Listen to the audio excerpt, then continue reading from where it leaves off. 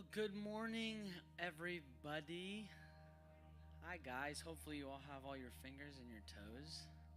Happy 5th. Please stand with me and let's worship. Let's worship.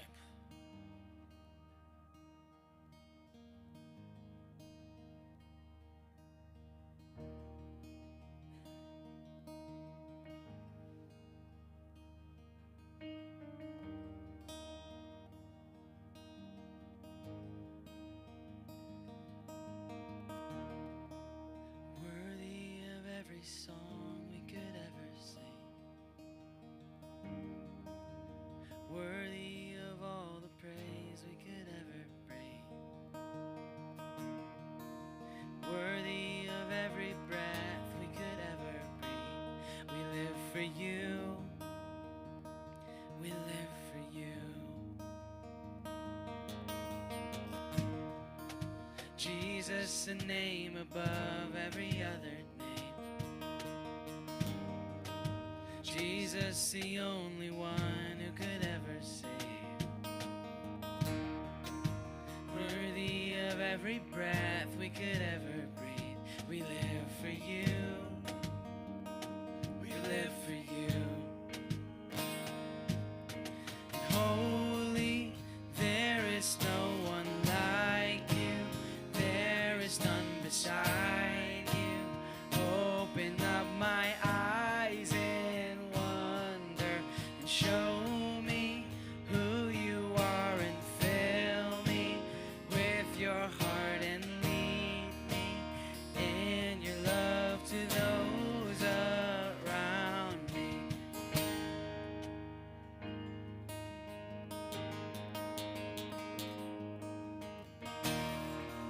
Jesus, the name above every other name. Jesus, the only one who could ever save. Worthy of every breath we could ever breathe. We live for you. We live for you. Holy, there is no one like you. There is none beside you. Open up my eyes in wonder. Show me who you are and fill me with your heart and lead me in your love to those around me.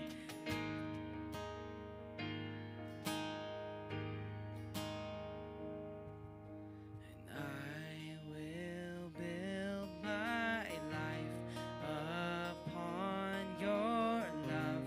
It is a firm foundation, and I will put my trust in you alone, and I will not be shaken, and I will build my life upon your love.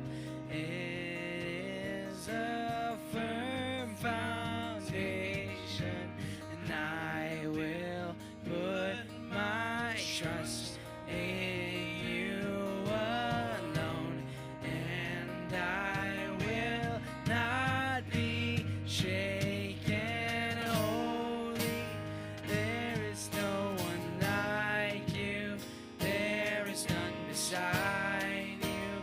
Open up my eyes in wonder. Show me who you are and fill me with your heart and lead me in your love to those around me.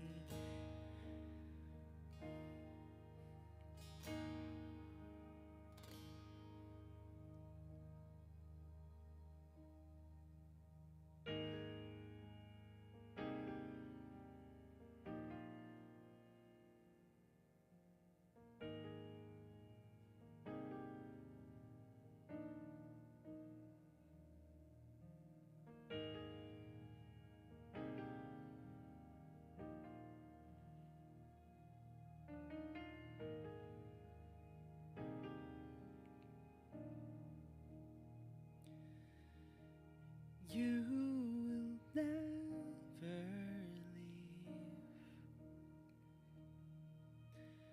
Your love sustaining me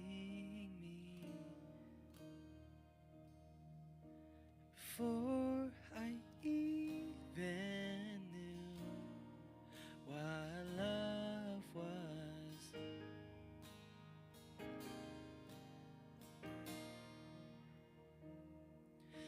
You've brought me here to rest and given me space to breathe. So I'll stay still until it sinks in.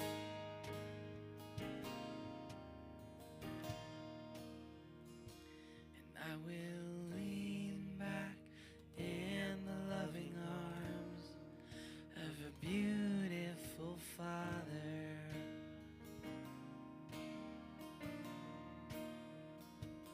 I will breathe deep and know that He is good. He's a love like no other.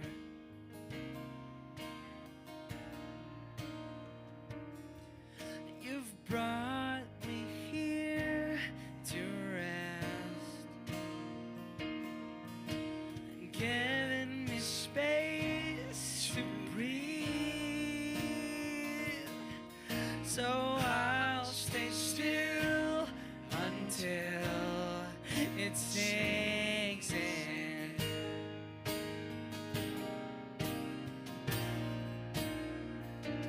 And I will lean back in the loving arms of a beautiful Father.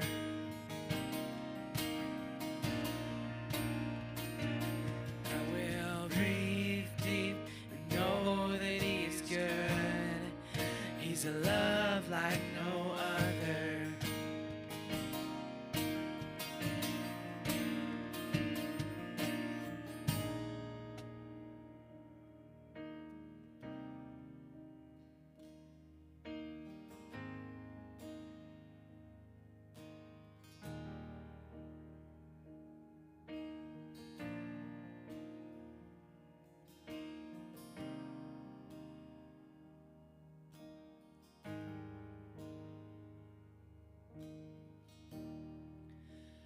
Now I can see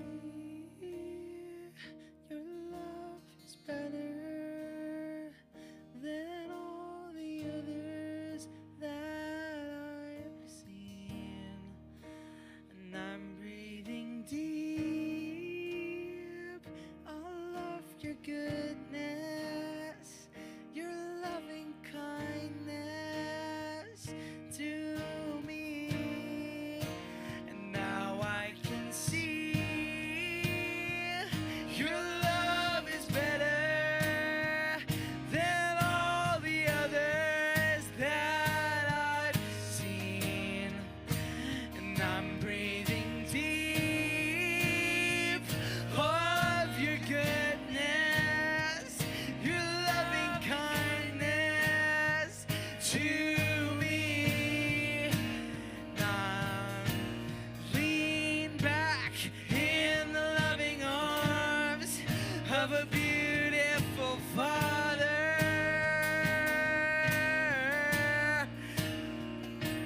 And I will breathe deep and know that He is good. He's a love like no other.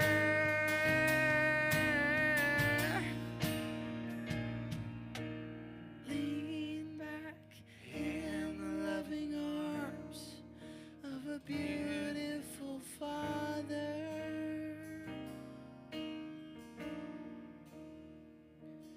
I will breathe deep and know that He is good. He's a love like no other. He's a love like no other.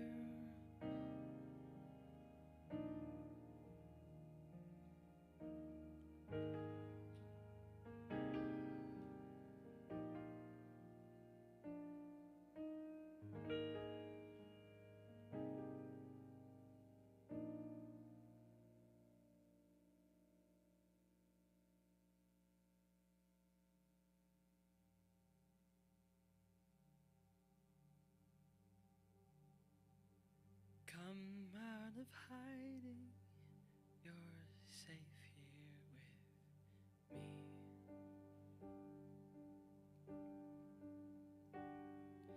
There's no need to cover what I already see. No, you've got your reasons, but I hold your peace.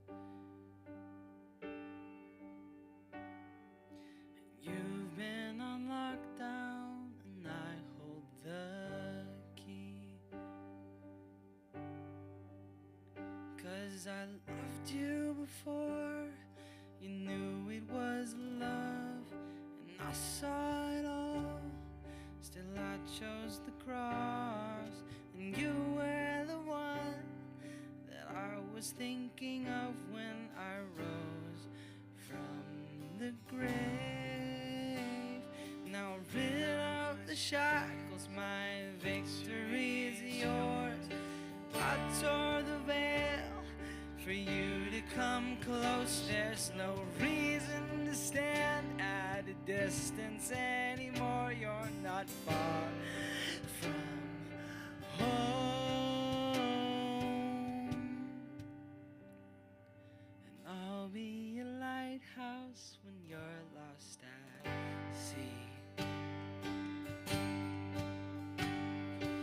I will illuminate everything.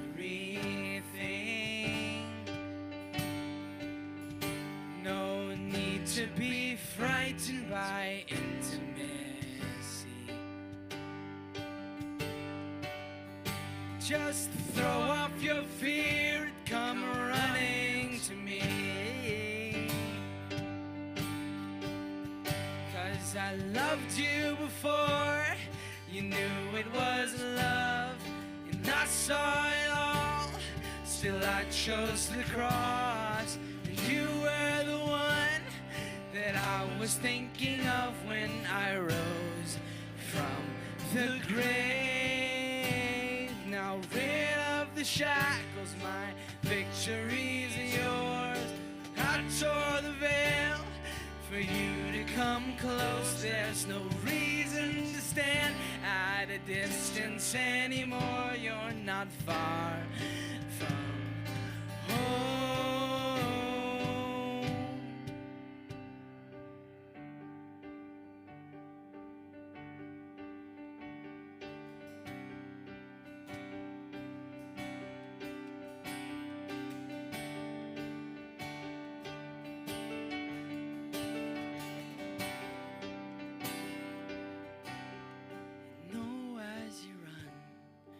What hindered love will only become part of the story. And oh, as you run, what hindered love will only become part of the story. And oh, as you run, what hindered love will only become part of the story. And oh, as you run, what hindered love will only become part of the story. No, as you run,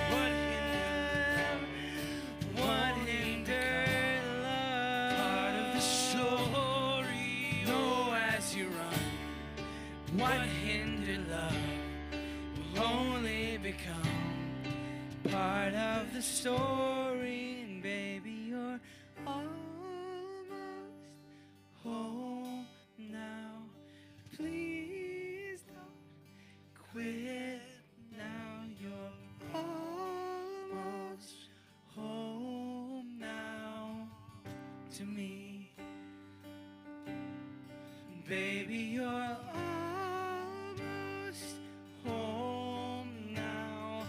Please don't quit now. You're almost home now to me.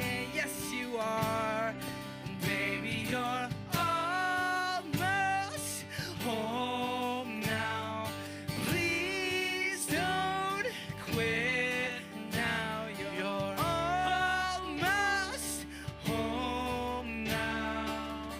to me. Baby, you're almost home now. Please don't quit now. You're almost home now to me. Baby, you're almost home now. Please don't quit now. You're almost home now to me.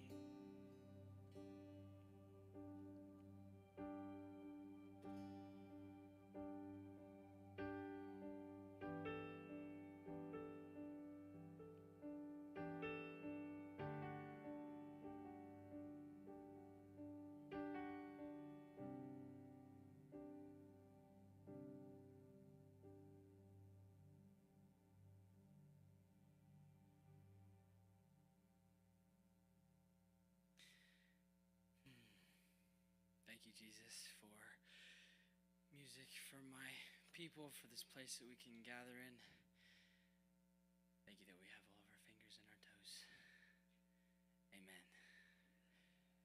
You may be seated, greet one another, and pass the peace. Amen.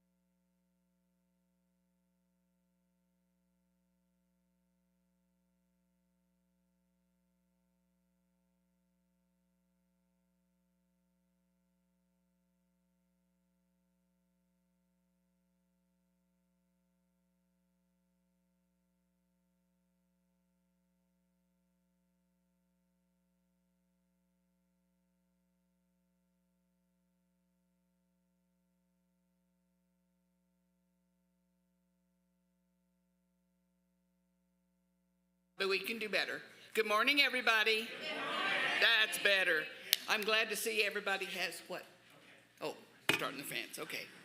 I thought she was trying to click me off the stage there.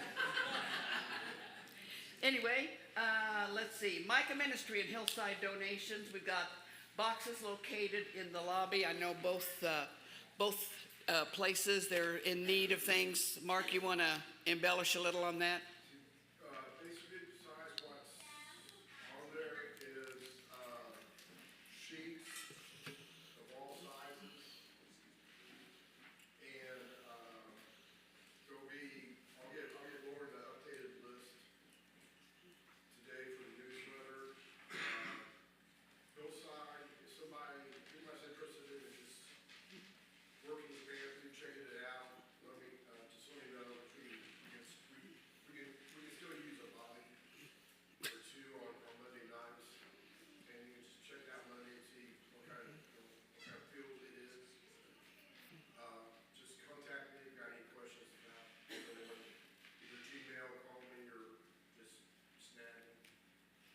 Okay, great. Thanks, Mark.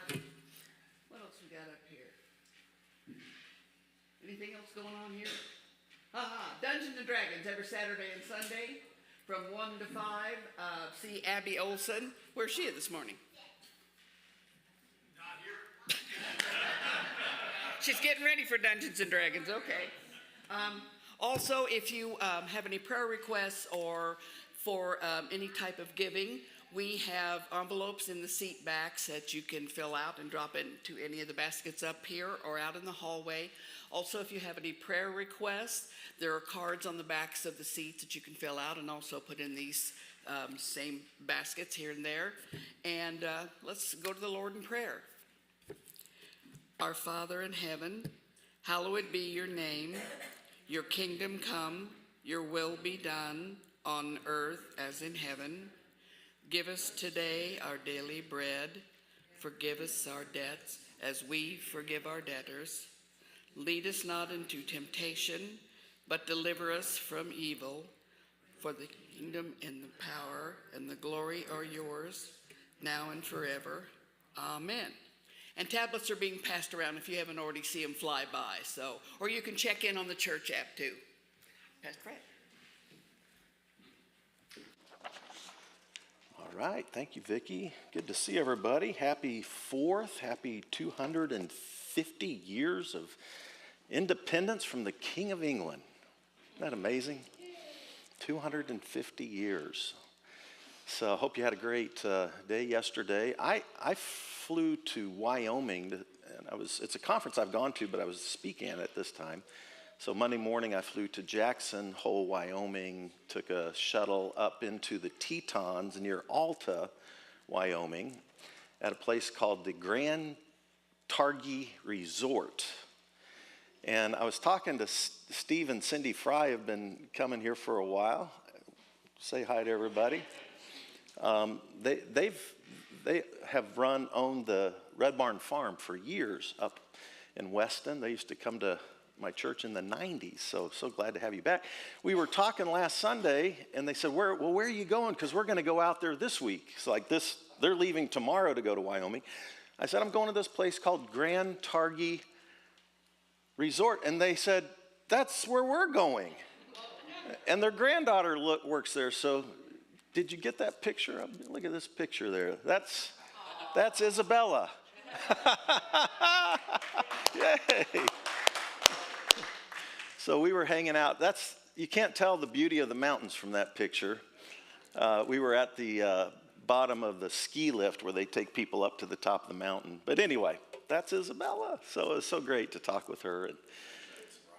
So I did. It was 50 degrees and raining almost the whole time. And like I've been there several years and took warm stuff, so I froze my tail off all week. So then I fly standby because Dad worked for TWA, American Bottom Out, so I still fly standby on companion passes. And I failed to think about the soccer game Friday night in Kansas City. So I fly from Jackson to Dallas, and then all those early flights out of Dallas to Kansas City were filled with Colombians. So I got bumped, and then after it was too late to get to the game, I caught a plane, got in late Friday night, and I kind of just chilled because I was pretty worn out from the conference, so I kind of chilled out all day yesterday. The Tour de France started in Barcelona, Spain. I'm a huge Tour de France. Thank you, Clay, for showing up with the Tour de France t-shirt. I've been an avid cyclist and tour fan for decades. So, yeah, Jonas Vingegaard. I'm sure all of you were glued, right? He won the first stage wearing the yellow jersey. Anyway, I don't know, just me and Clay know that one. So, yeah, and then 4th, I kind of scooted around watching everything that was going on all around America. And then I go to bed early Saturday nights, and so I tried to go to bed early.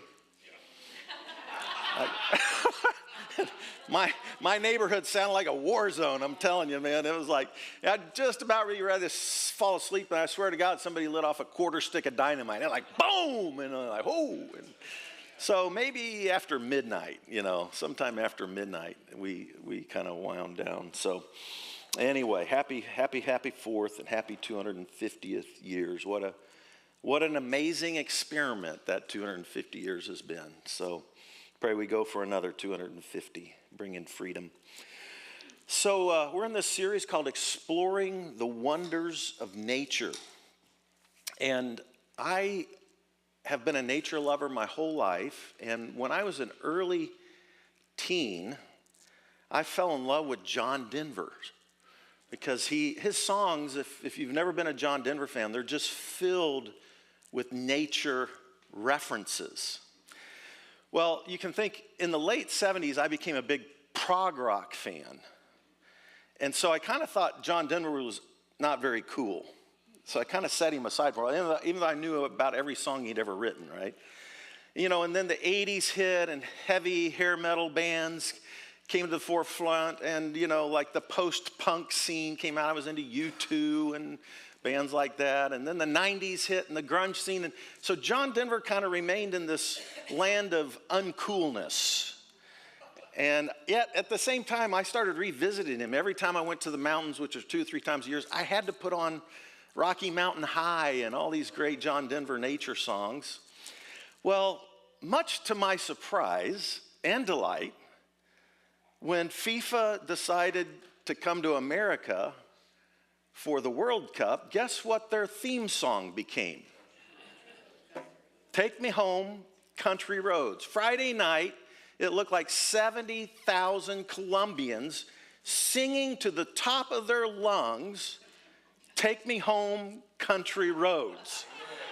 This pastor's heart was just filled with joy, I tell you. I wanted to be there singing right next to him, so I was going to lead you, but I can't stay on tune or stay in the right key, pitch, all that. So I asked Sam I want you to stand, and I want you to sing as loud as the Colombians here, all right? There's not 70,000 of us. I know. It's just, that's why you got to sing harder. Country road, take me home to the place I belong, West Virginia,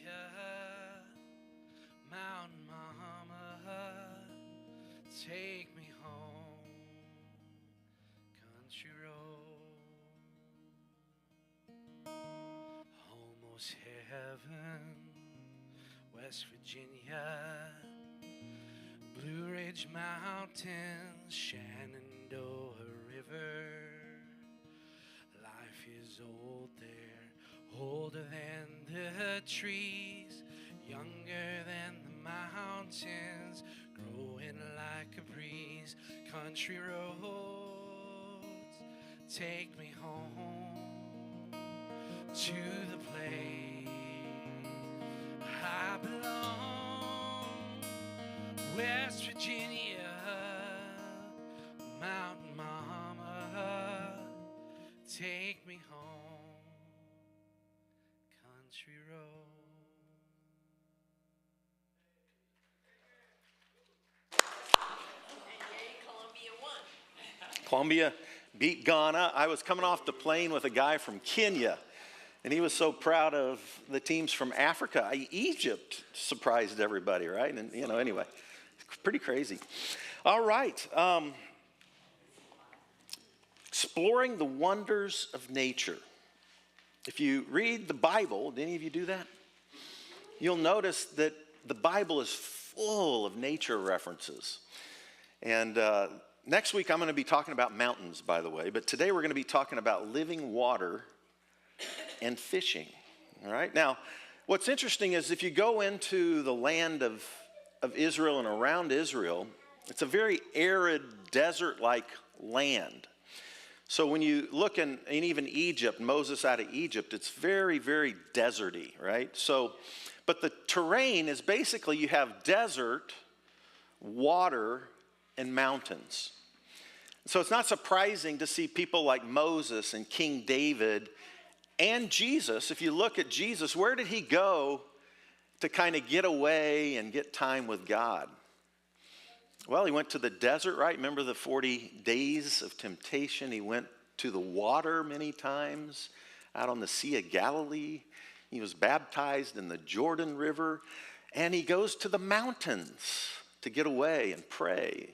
Gave the Sermon on the Mountain, right? And so there's all of these beautiful nature things. In the Celtic spirituality tradition, so this would be from Ireland and particularly influenced by St. Patrick, they had this concept that they called thin places. Thin places. Have any ever heard that concept, thin places? Let me see. I love this concept because basically they felt like there were places in the world that, by the way, one of them is called the Giant Causeway up in Northern Ireland, and I've been to that. People from all over the world go to that place. Why? Because they feel like it's spiritual and has certain energy vibes in these places that they call thin places in Celtic spirituality. People go to Sedona. I think there's spaces there that have this sort of spiritual energy. The Celtic description of it was there are places on earth where there's just a thin veil between heaven and earth. It's like where heaven and earth basically come together and there's almost no difference. And so I don't know if you have any of those places. Might be by the water, might be in the mountains. Might be, there's not a lot of woods in the Middle East where Jesus was around, so you don't get a lot of stuff about woods, right? But water, mountains, and desert. How many of you find spiritual renewal in places next to water? All right, that's a lot. How about ocean? How many are ocean people? Okay, rivers, lakes, anybody? All right. How many of you love the mountains and that's your place for renewal? That's my place. I'm a mountain dude, all right? How about deserts? Anybody desert people? There's some really beautiful places in the desert, you know? But yeah, I find Americans aren't big into deserts, but other people around the world are. And there's beauty in the deserts as well. So as we think about this, I want to talk today a little bit about water. And our church is called Living Water. Isn't that interesting? Do you know in the Middle East, in the southern part of Israel, there's a body of water called the Dead Sea? Anybody been to the Dead Sea? I actually went into it, and it's really easy to float in the Dead Sea because there's so much mineral deposit there. Why is it called the Dead Sea? Yeah, there's no fish in the Dead Sea. There's no like biological life. There's bacteria and there's minerals, but there's no like biological life in the Dead Sea. And a part of it is because there's no outflow. Rivers flow into the Dead Sea. Nothing goes out of the Dead Sea. And the type of sun that it gets, the altitude level, and the minerals beneath the Dead Sea all lend it to where it just constantly evaporates. Water goes in, evaporates, and then it has 10 times the saline content of the ocean. 10 times.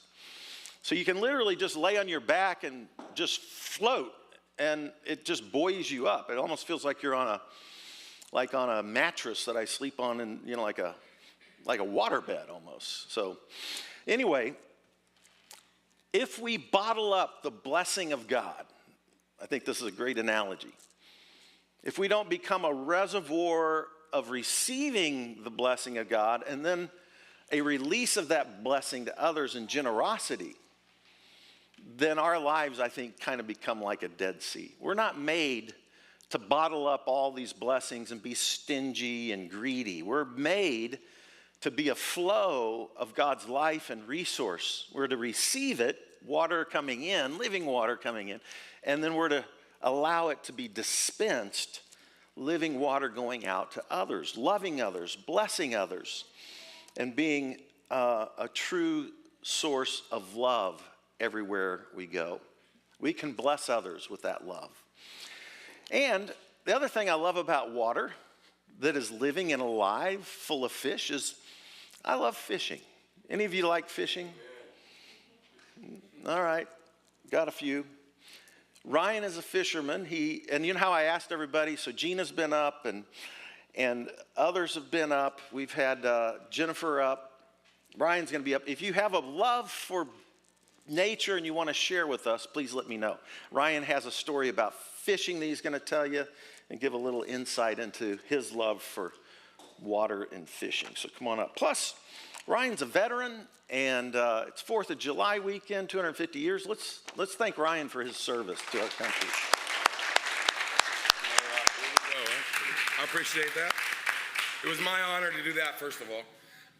But this really moves me because if y'all get the chance or don't know me, the first thing I love to do is fish.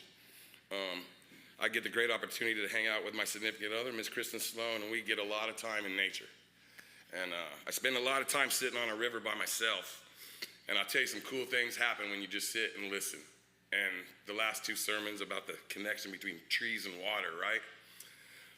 One day I was fishing on the side of the river, the mighty Missouri River, right down here off of Shoto, where you would think, but you can find beauty anywhere you go. I was sitting there, and I had a beaver come no further away from me and Pastor Fred, and he sat there with me for 3 hours. He cleaned himself and sat there with me, and I didn't move. I just sat there and stared at this little creature. And then everything I've been through in my life, and I'm watching this big old river and the trees around, and I'm just in awe, right? Like, why are you hanging with me, first of all? And then we get these sermons, right? The energies, the connections, the trees, the roots. We are all connected, and I truly believe that. The way you walk and carry yourself is energy. And we're all walking and sending energy to the ground and connection to each other in love and passion. And I found out sometimes you learn a lot by just sitting and listening and the energy and stuff that comes. So with that said, and with that experience, I just had a couple things that I wanted to share. And one of them was from Psalms. And it's Psalms 1 through 3. And it says, "Blessed is the ones who do not walk in the step with the wicked, or stand in the way of that sin, or sit in the company of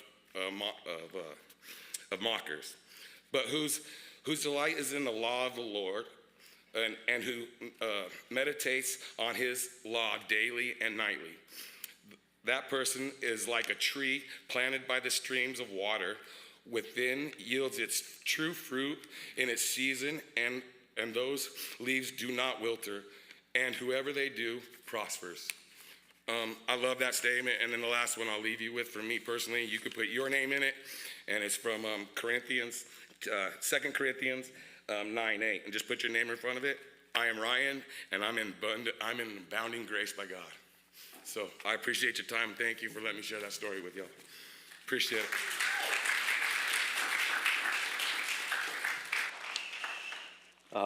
Thank you, Ryan. Appreciate it. All right.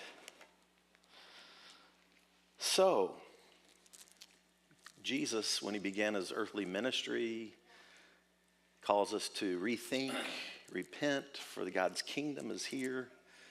And he talked about the kingdom. He went about and healed. That was the presence of the kingdom. He met people with deliverance, the presence of the kingdom. He built community, the presence of the kingdom, forgiveness and love, the presence of the kingdom.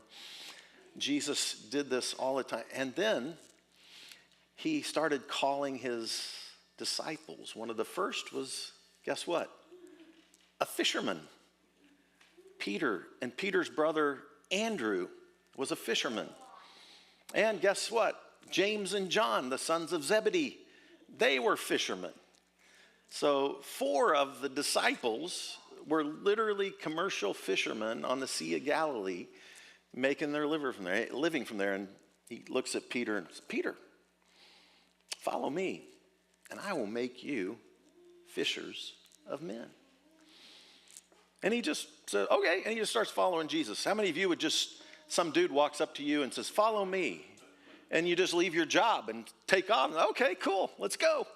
Of course, I think the word about Jesus had already gotten out before them. There was a buzz going on, and so I think there was a little bit more gravitas to that invitation than just a stranger, right?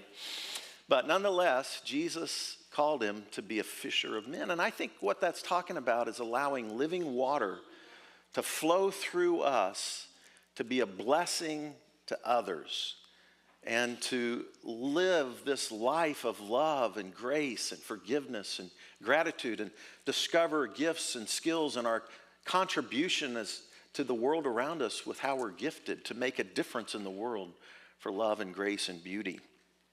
And so that's what that calling is about as we think about living water. Jesus said the kingdom of God is within you. And he said that this living water can bubble up from inside us. Living water contains living biological creatures. I started fishing. By the way, pray for my mom. She woke up with a fever this morning and is at the hospital right now. So with my sisters. So hope everything's okay there. But pray for her. But my dad put two things in my hand as young as I can remember. One was a basketball, and the other was a fishing pole. I mean, as young as I can remember, I've been playing with a basketball, and I've been fishing. And I grew up fishing the lakes and streams and ponds of the Midwest. I can even remember going up to Minnesota and doing that kind of stuff. But since then, as a kid, I have expanded that fishing scope to the Atlantic Ocean, to the Gulf of Mexico, to the Pacific Ocean, and to Alaska. And I've been fishing up. You know all these pictures where you see the bears catching salmon right out of the air? That's at a place in Alaska called Brooks Falls. And I was down below Brooks Falls in my waders doing some fly fishing one year. And a big old grizzly bear comes walking out of the woods into the stream that I was fishing in. And so I was like kind of trying to ignore him. And I just kept throwing my line out there, and doing my fishing thing. And he just kept getting closer and closer. So I finally took my phone out. Thought, well, I'm gonna video this thing. I should have shown this to you. I have it on video, but I forgot to cue it up today. So I took video, but then he kept getting closer and closer and closer. And pretty soon I'm like going, uh-oh. So I put my phone in my pocket. And, you're not supposed to run from grizzly bears, because they're way faster than you.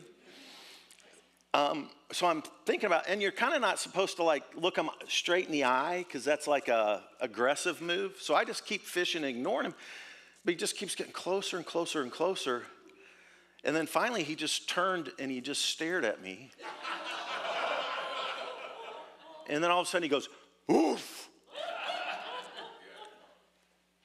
My line was still out. I almost did something in my pants. I ran out of my fishing hole. I ran up the bank. I got up to the top of the bank, turned around, hoping he wasn't following me. And that thing went right where I was fishing, took my fishing spot, and started trying to catch fish where I was fishing. When a grizzly woofs at you, you're not supposed to run, but I made it out alive. So anyway, I got lots of fishing stories from all around the world, and they're fun stories. There's a fun story with Peter about a fish. I want to read it to you. On their arrival in Capernaum, the collectors of the temple tax came to Peter and asked him, don't your teachers pay the temple tax? Okay, so every person in Israel, ancient Israel, paid a tax. It's 2 drachmas to the temple to help support all the things that went on in the temple. It's basically like supporting the church or the synagogue or the mosque or whatever. But money went to the temple to support the priesthood, which have been like the pastors and all the functions that go on in the temple, okay? But Matthew's gospel, listen, this was written after 70 AD. The temple was destroyed by Rome in 70 AD, literally razed to the ground. And the temple functions no longer were in effect. They completely destroyed the temple 70 AD.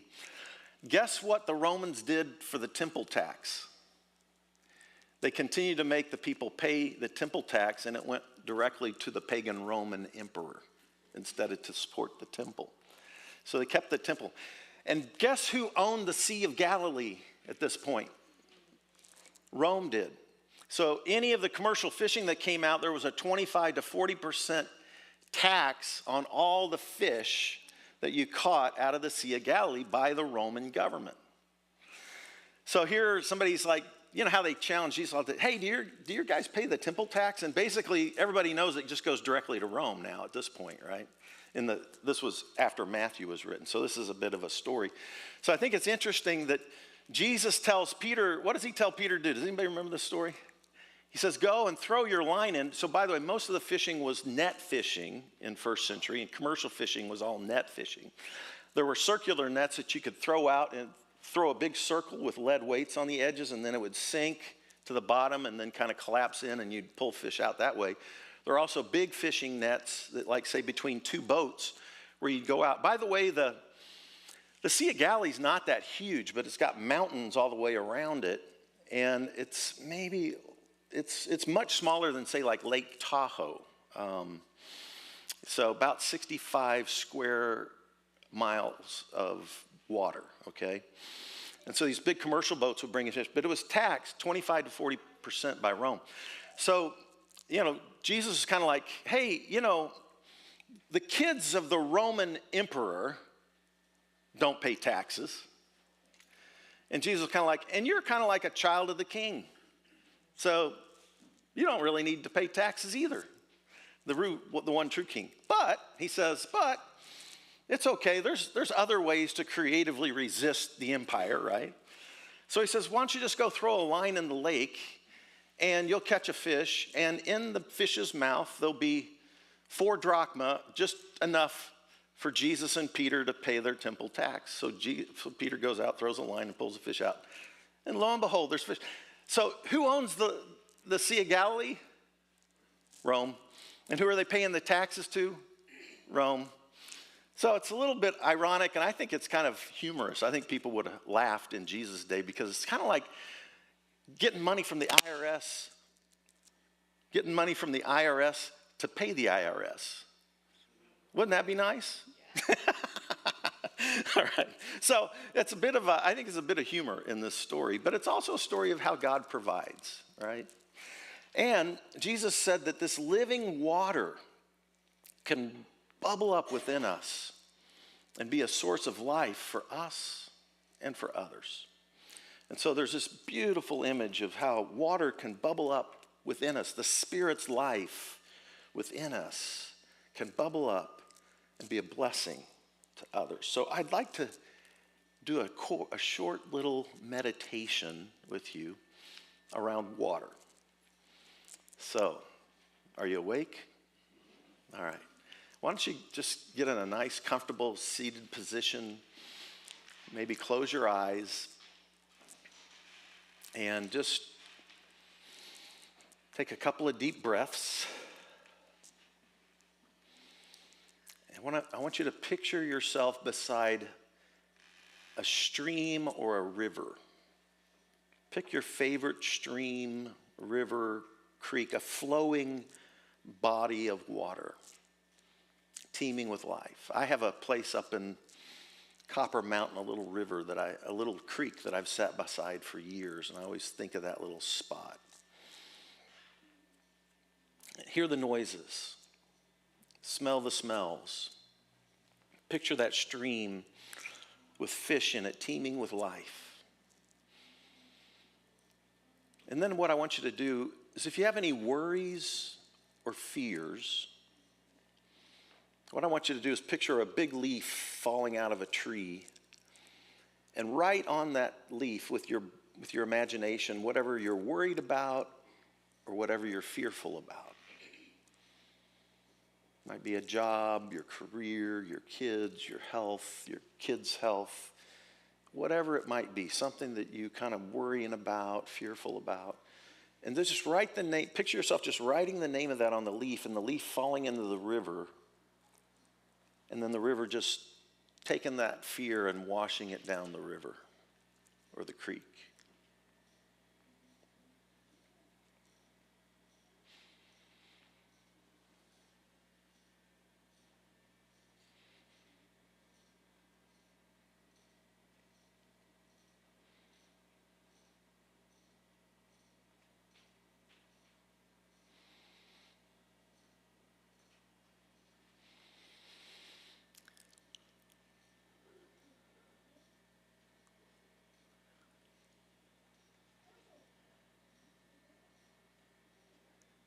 Whatever fear, whatever worry, just write it on a leaf. See that leaf landing on the river, the creek, and then just see it just kind of floating away down the stream. And now go back to that river or that creek. And now what I want you to do, it's a nice warm day, you're a little hot. I want you to jump in it. Picture yourself jumping in that creek, jumping in that river. Lay back and float, or float down the creek or the river. Get yourself wet with the water. Feel yourself just being enveloped in this living water, this life-giving water. We all need water to live, and that water symbolically can be the life-giving spirit that we receive and that we allow flow through us. So just play in the water, bathe in the water, cleanse yourself in the water, be renewed in the water. My crystal clear creek is so pure, floating out coming out of the glaciers, that you can drink it. Just drink the water. And allow the living water that Jesus talks about, that spirit of the living God filling us, overflowing us, cleansing us, bathing us in this life-giving love. And then imagine yourself everywhere you go being a blessing to others, giving that life away. Love, grace, mercy, forgiveness, beauty, creativity, songs, the joy of life, gratitude, the source of living water bubbles up from within you. Let's sing now as we continue to reflect.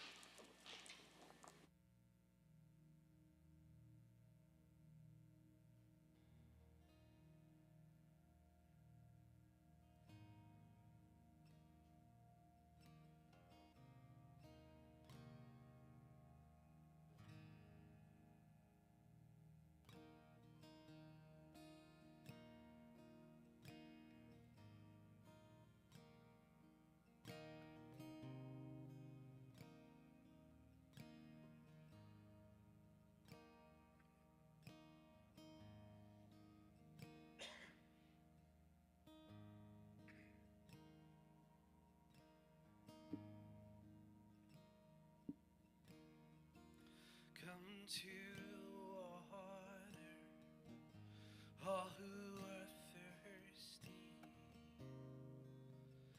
Come and drink.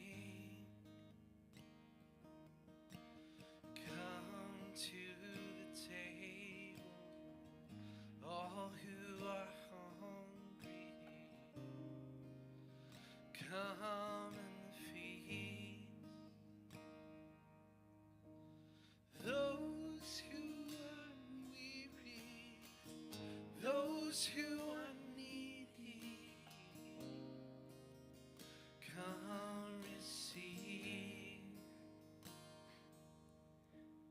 Come to the river, come to the river, taste and see.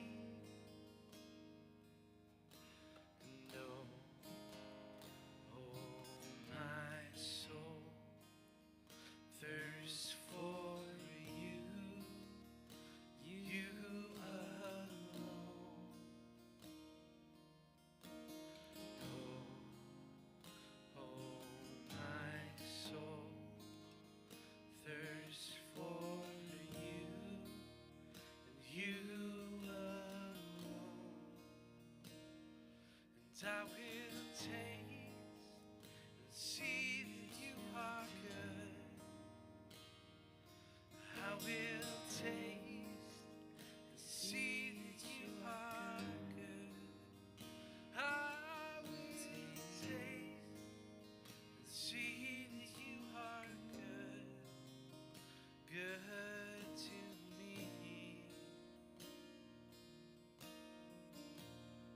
to the water.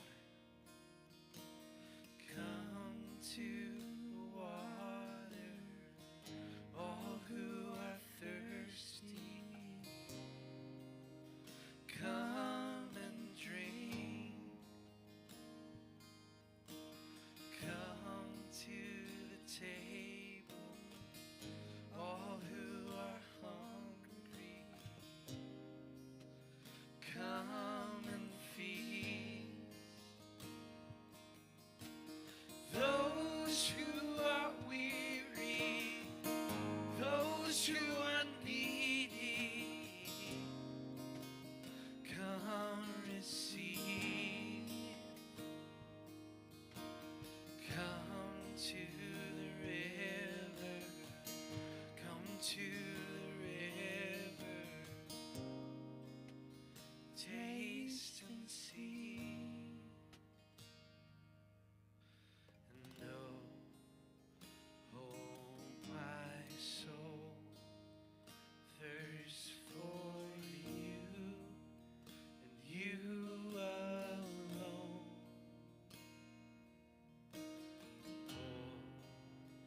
Oh, my soul, thirst for you, and you alone. And I will taste and see that you are good. I will taste and see that you are good. I will taste and see that you are good, good to me.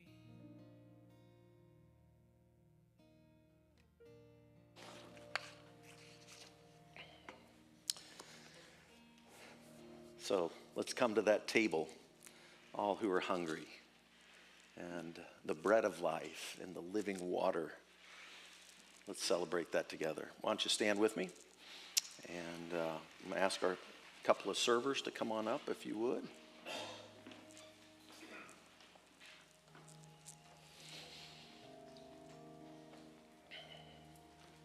Jesus was gathered with his disciples the night before he was crucified, celebrating a meal together, Passover week. Jesus took the bread. He gave thanks. He broke it. He said, "This is my body broken for you. Do this in remembrance of me." We're to take and eat. In the same way, he took the cup of wine after supper and said, "This cup is the new covenant, sealed by the shedding of my blood. Do this in remembrance of me as often as you drink it. Take and drink." And I want to invite you to come forward to receive communion.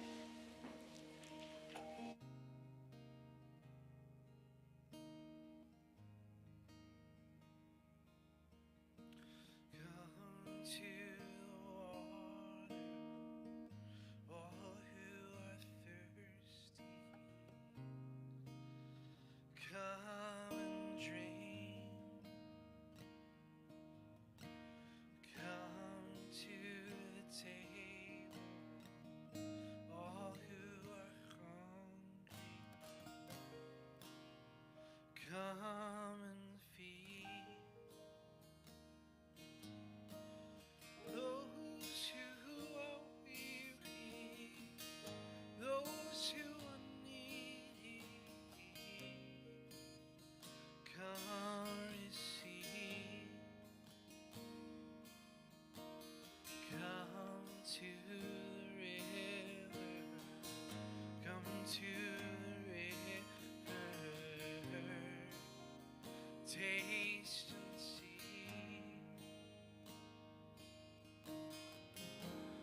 Oh, my soul, thirst for you, and you alone.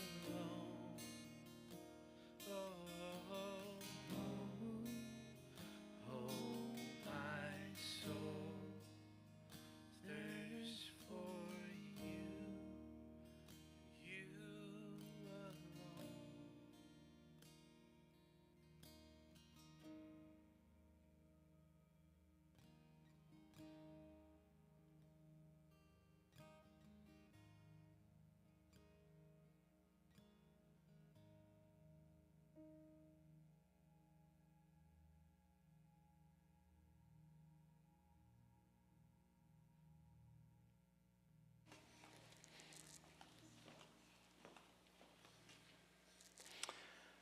right, good to worship with you today. This Wednesday night, I'm going to start like a 5-week nature walk and meditation at Parkville Nature Sanctuary. So I hope some of you join me. Otherwise, I'll just do it alone, all right? So we'll meet at 6:30 in the parking lot that's right off of 9 Highway by the soccer fields at Park University. There's also a law firm that's called Spooner and Perkins. And there's a parking lot right behind there. We'll meet there at 6:30. We will do a very slow walk for about 30 minutes. And on that slow walk, I'm going to challenge you to identify as many trees, plants, birds, animals, insects, fungi, mushrooms, anything you can. We'll just walk slowly, and we're just going to be observing and paying attention. And then we'll meet at a little place, where there's some chairs and stuff, and I'll do a real short teaching on meditation, and then we'll practice some meditation. So I'll be doing that for 5 Wednesday nights in a row at 6:30. So nature walk and meditation, and come on out, wear some shorts. I'm sure it'll be hot. Bring some water, all that kind of stuff. All right. And I want to close with a little bit of an unusual benediction. Let's stand, and I'm going to read a poem of sorts. It's called The Eagle and the Hawk. And think of the eagle representing America's 250 years, freedom, all that stuff, okay? So, The Eagle and the Hawk. I am the eagle. I live in high country, in rocky cathedrals that reach to the sky. I am the hawk, and there's blood on my feathers, but time is still turning. They soon will be dry. And all those who see me and all those who believe in me share in the freedom I feel when I fly. Come dance with the west wind and touch on the mountaintops. Sail over canyons and up to the stars, and reach for the heavens and hope for the future and all that we can be, not just what we are. Anybody want to guess who wrote that? Good guess. John Denver. All right, the bald eagle. And by the way, I did the deal on birds. They're coming. They're all around us now, right? They're returning to the Midwest. So beautiful symbol. Bless you. Go in that love and peace. Spread it everywhere. Oh, by the way, too, we've got these were like the things that we gave away at Pride Fest, which are just the sunscreens. And take as many of those you want, but use them to give away to others. Invite them to church. There's a little card about our church with a QR code that they can use to find out all about the church and get to the website. So feel free to take those and give them away. It's a good thing that people need this summertime anyway. So blessings. Go in peace. If you'd like prayer, come on up here to the front.